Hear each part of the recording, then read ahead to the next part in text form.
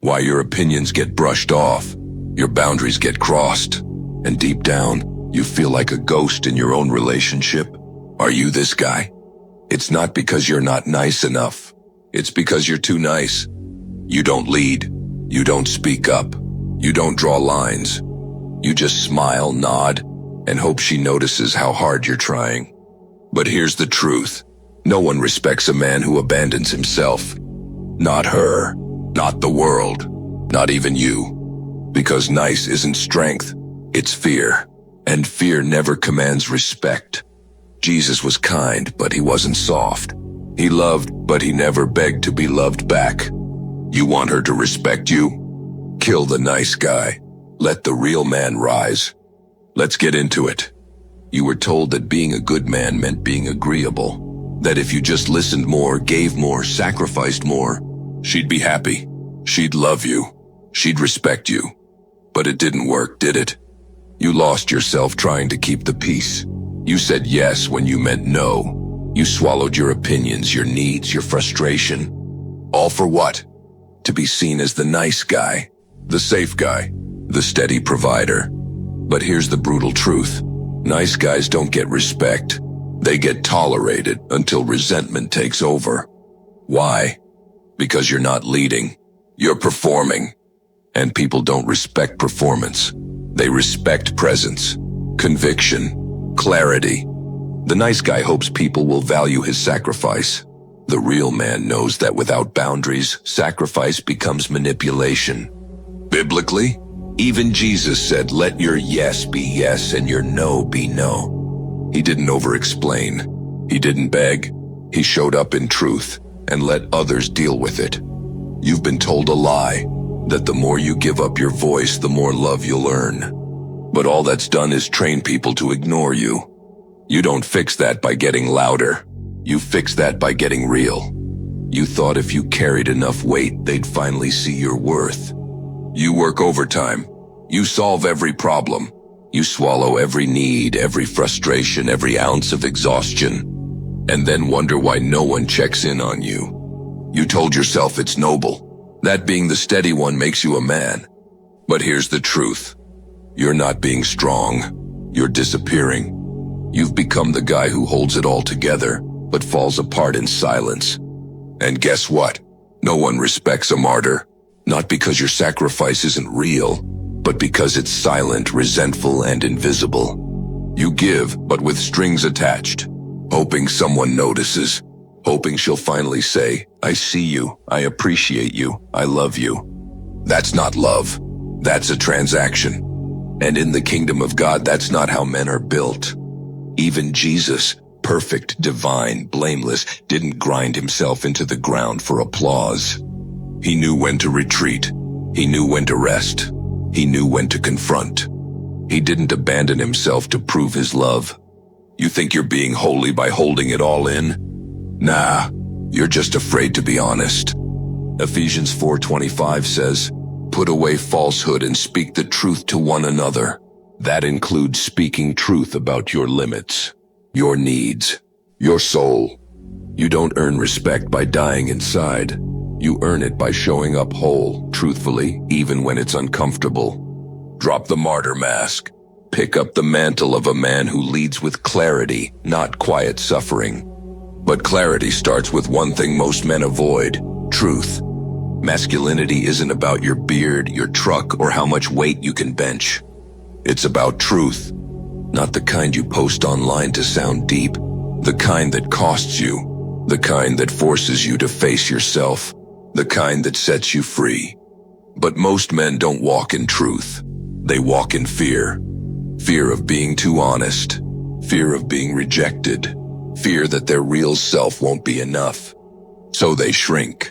They hide behind whatever you want, babe.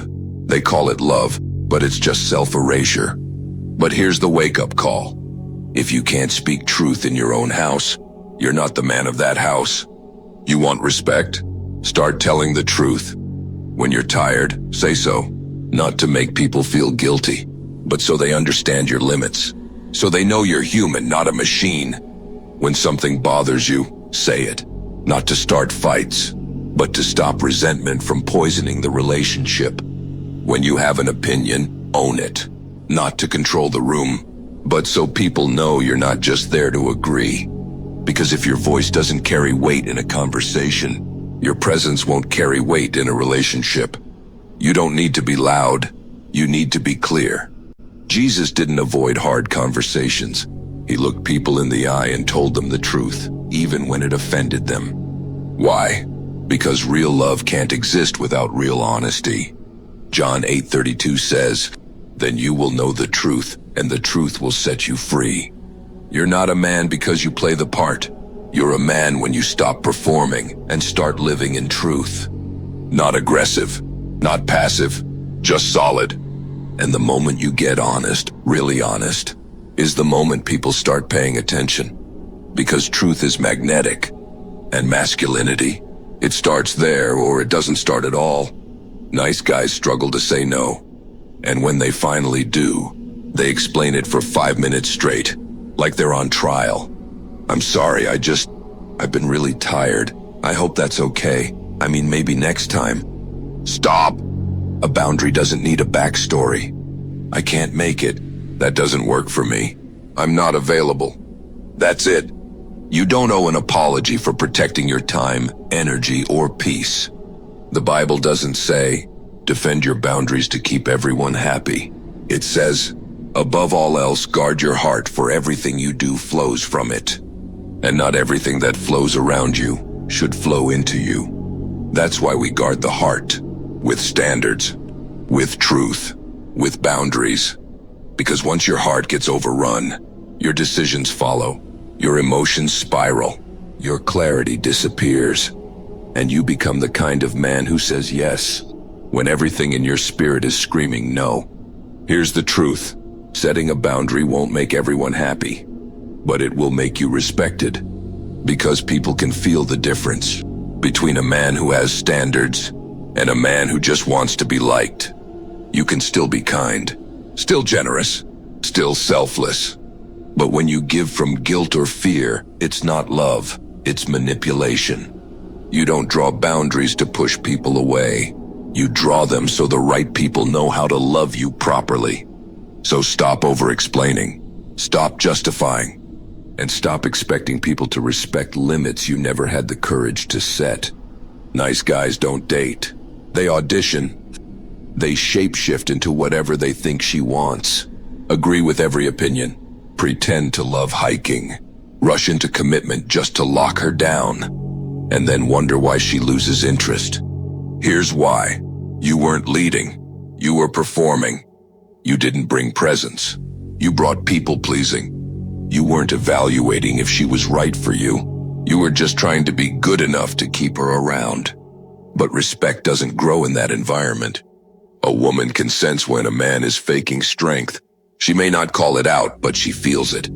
The real shift happens when you stop trying to impress and start being real. When you walk into a date with your own values, your own direction, your own life. When you're not desperate for connection, but grounded in purpose. Proverbs 31 doesn't say, charm the woman and hope she picks you. It says, a wife of noble character who can find. You're the one doing the choosing. That's not arrogance. That's alignment. You give because you want to, not because you're hoping to be seen as good enough. You're kind. You're generous. But you don't bend yourself into a version of you that doesn't exist. Because love built on performance, it always collapses. You want her respect? Show her the real you, then see if she can match that energy. When you stop performing, when you start setting boundaries, when you finally speak up and stop apologizing for it, don't expect applause. Expect resistance. Because some people love the version of you who kept the peace, the one who said yes to everything. The one who never made things uncomfortable. You were easy to manage, predictable, safe. But when you start showing up honest, some people will get uncomfortable.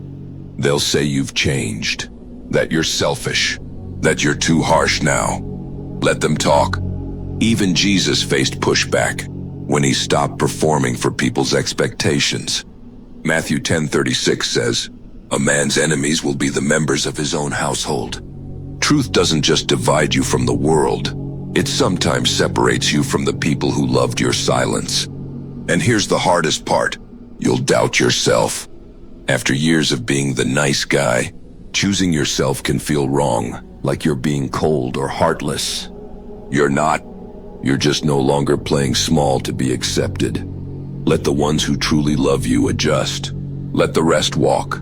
Because peace built on your silence isn't peace, it's captivity. You were never called to be passive. You were called to walk in truth, even when it costs comfort. So when the pushback comes, stand your ground. You're not being selfish, you're being free. And if it comes down to it, I'd rather stand with God and be judged by the world than stand with the world and be judged by God. Because the fear of people will keep you polite, but the fear of God will make you powerful. This is what happens when you kill the nice guy. You stop resenting people for crossing your boundaries, because now you actually have them. You stop feeling invisible, because you finally show up. And you stop begging for respect, because you earn it. Not through noise, not through dominance, through presence. You become consistent, honest, rooted in truth, not performance. And guess what? People respond to that. Your woman starts listening differently. Your friends start treating you differently. Even your enemies take you seriously. Because now you're not just a good guy. You're a man of weight. A man of clarity. A man who doesn't need to control the room, because his presence speaks before he opens his mouth.